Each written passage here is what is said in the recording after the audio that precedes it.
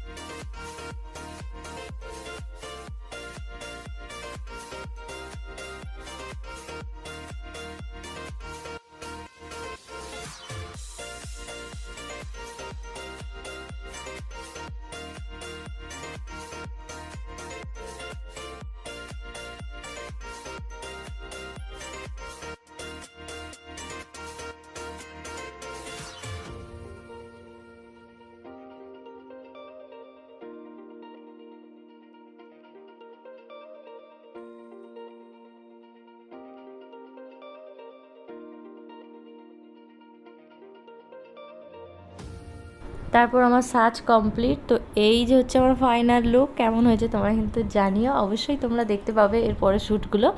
তো দেখো আমাকে কি নতুন বউ লাগছে। জানি শাড়িটা হয়তো সাদা লালিতে পড়ে গেছে। আর বাদবাকি মডেলরা এই যে এখানে সবাই আছে, দেখিয়ে দিলাম। তো এদেরই একা করে ফটোশ্যুট হচ্ছে। তারপরে আমি প্রায় অনেক লাস্টের দিকে হয়েছে, আর বাড়ি আসতে আমার অনেকটাই লেট হয়ে গেছিলো।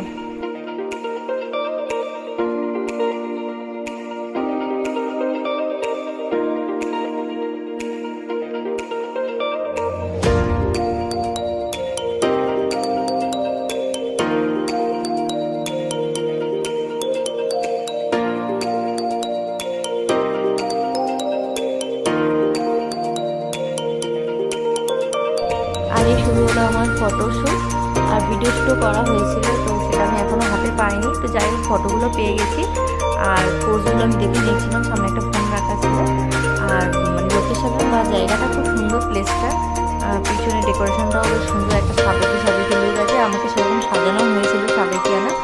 আর কী বলে, বেশ আমার তো ভালো লাগছে। তোমাদের কেমন লাগছে কিন্তু জানি অবশ্যই কমেন্ট করে।